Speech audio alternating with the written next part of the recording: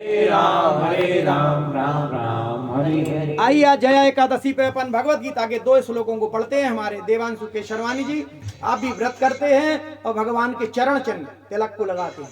हर हिंदू को तिलक लगाना अनिवार्य है।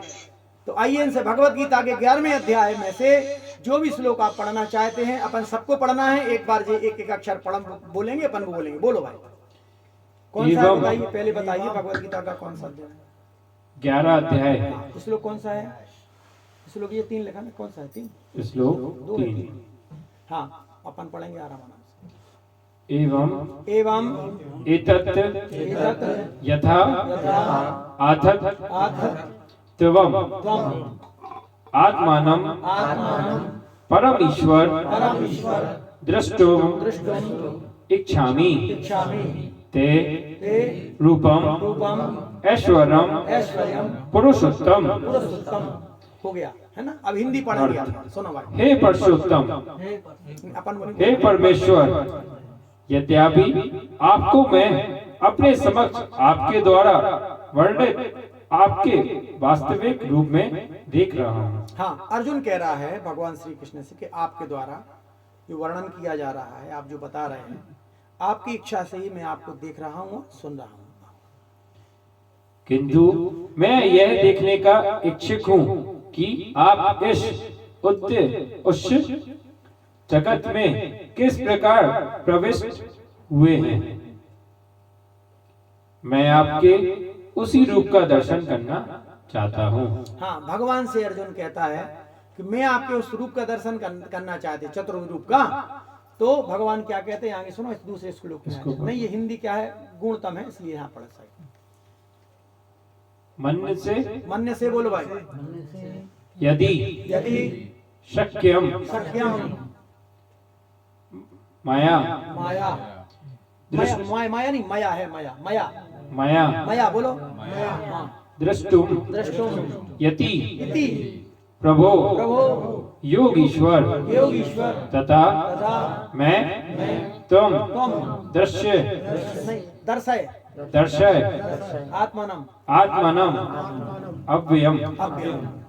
इसकी हिंदी पढ़ रहे हैं आप, ये दूसरा श्लोक है। हाँ। हे प्रभु, हे योगेश्वर, यदि आप सोचते हैं कि मैं आपके विश्व रूप को देखने में समर्थ हो सकता हूँ, तो कृपया करके मुझे अपना असीम विश्व रूप दिखलाइए। हाँ, अर्जुन कौन सा रूप देखने की कोशिश कर रहा है? असीम विश्व रूप, जिसमें पूरा विश्व है। दोनों ये कह रहा है। आगे क्या कहा उसने? तो कृपया करके मुझे अपना असीम विश्व रूप दिखलाइए। तो आइए इसकी हमारे प्रभुपाद जी क्या हिंदी पढ़ते हैं, थोड़ा पढ़े हिंदी। ऐसा कहा जाता है कि भौतिक इंद्रियों द्वारा ना तो परमेश्वर कृष्ण को कोई देख सकता है, ना सुन सकता है। क्या समझ में आया भैया? भौतिक इंद्रियां, अपनी कौन सी इंद्रियां हैं ये? भौतिक। ये थोड़ा सा देखती हैं, ज्यादा नहीं देखती, क्योंकि इस हवा में इतने बारीक परमाणु हैं जो सूक्ष्मदर्शी से भी नहीं दिखती। इतने बारीक परमाणु हैं, तो जब उनको नहीं देख पा रहे तो भगवान कैसे देखो? भगवान को देखने के लिए वो नेत्र दूसरे चाहिए। ना तो परमेश्वर कृष्ण को कोई देख सकता है, इधर आ जाओ, ना सुन सकता है। हाँ, भगवान कृष्ण को कोई देख नहीं सकता, बैठ लो, और सुन भी नहीं सकता, और ना अनुभव कर सकता है। अनुभव भी नहीं कर सकता। और सुनो, जो भगवान को अपन भज रहे हैं ना, भगवान का अनुभव कर रहे हैं, भगवान के प्रति चाहत है, भगवान के लिए एकादशी कर रहे हैं, अपन नहीं कर रहे। ये उनकी कृपा है कि वो आपसे करवा रहे। आपको अच्छी बात मिल रही है शास्त्रगत, नहीं तो इसी धर्म के अंदर आडंबर फैला हुआ है कि भगवान की बातें हो रही, भागवत की बातें हो रही हैं, और एक आवाज कह रहे हैं महाराज जी चढ़ा दे। हमें घूमने में बड़ी बड़ी गाड़ियों में करोड़ों रुपए इकट्ठा करना है, और वो बुराई छोड़ने को नहीं कहते। सदगुरु क्या करेगा? डांट के डपट के आपकी बुराई छुड़वाएगा, तब कहीं जाके आपसे भगवान का भजन कराएगा। भगवान का नाम कलयुग में पावरफुल है, परंतु नाम लेने की एक विधि है। जिस प्रकार से मोबाइल ठीक करने की, मोबाइल ठीक कर दे भैया, इनका नंबर लिख लो, मोबाइल ठीक करने वाले हैं भैया। अभी सबके हाथ में 10-10, 20 हजार का मोबाइल है। कभी भी कुछ गड़बड़ी हो जाए उस फंक्शन में तो आप ठीक करेंगे, आपको थोड़ा कम रेट लगेगा। बस आपको ये कहना पड़ेगा हम एकादशी वाले हैं, व्रत करते हैं, तो जो पिघल जाएंगे। नहीं तो 400 की 400 रुपया ले जा, ध्यान रखियो 300 में काम न माने, क्योंकि एक लगाव रहता है, अरे ये तो हमारा गुरु भाई है, भगवान का भक्त है, तो भगवान के कारण 400 में से 100 रुपया कम हो जाए। तो इस प्रकार से भगवान को देखने के लिए भगवान की कृपा चाहिए, और भगवान जब कृपा करते हैं तो अर्जुन को दिव्य रूप बताएंगे। आगे बढ़े। किंतु यदि कोई प्रारंभ से भगवान की दिव्य प्रेम भक्ति में लगा रहे तो वह भगवान का साक्षात्कार करने में समर्थ हो सकता आगे बात है। समझ में, भगवान को कैसे देख सकते हैं? भगवान की प्रेमा भक्ति में, दिव्य प्रेमा भक्ति। अब प्रेम क्या है? जब एक सामान्य लड़की से प्रेम होता है और तुम्हारी कोई आदत उसको पसंद नहीं है, तो तुम उसको बोलना चाहते हो, वो कहती मुझसे बात मत करो। अरे कारण क्या है, क्यों बात नहीं करो? आप हमें अच्छी लगती हैं, हम आपसे शादी करना चाहते हैं। नहीं नहीं, पर मेरे लिए आपकी जी आदत अच्छी नहीं लगती है, आप जी क्या बसाने वाला वो पाउच आउच खाते रहते हो, कुत्तों से ज्यादा मोह बसात तुम आओ, आई लव यू वाली क्या गई, कितना बुरा लगो। नहीं नहीं नहीं, हम नहीं खाएंगे, हमें तुमसे प्यार है, लव है। जब संसार के लव के लिए पाउच फेंक दिया तो भगवान के प्रेम के लिए ये 4 बुराई छोड़ना है। इतनी सी बात, उसको बोलते हैं प्रेम, आसक्ति। और जब भगवान से प्रेम होगा, भगवान देखेंगे कि हाँ जी हमारा जन है, तो उसको वो सब देंगे, दिव्य नेत्र देंगे, उसके ऊपर कृपा करेंगे। आगे बढ़े। प्रत्येक जीव आत्मिक स्फुलिंग मात्र है, अतः परमेश्वर को जान पाना या देख पाना संभव नहीं है। भक्त रूप में अर्जुन को अपनी चिंतन शक्ति पर भरोसा नहीं है। वह जीवात्मा होने के कारण अपनी सीमाओं को और कृष्ण की अकल्पनीय स्थिति को स्वीकार करता है।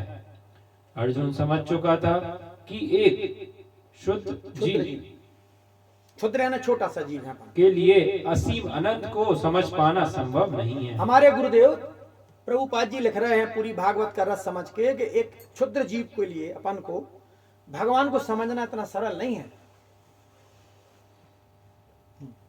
यदि अनंत स्वयं प्रकट हो जाए तो अनंत की कृपा से ही उसकी प्रकृति को समझा जा सकता आ है। गई बात समझ में? तुम ही देव जब तुम ही जनाई, जानत तुम ही होई जाई। तो भगवान ने अपने ऊपर कृपा करी है कि हम ही भगवान ने जना दो अपन लोग, देखो हम हैं, कृष्ण हैं, नहीं तो अपन कहाँ कहाँ कौन से देवी देवता पीर पैगंबर सब में फंसे होते ना। तो भगवान ने अपने लिए बुलाया है, गिनती सिंती के बैठे हैं अपन लोग, और यहाँ जितने लोग बैठे हैं पेवर हैं, ये शुद्ध है पेवर, ये किसी के भड़काने में नहीं आते, ये किसी के गलत उसमें नहीं जाते, शुद्ध भजन चाहने वाले।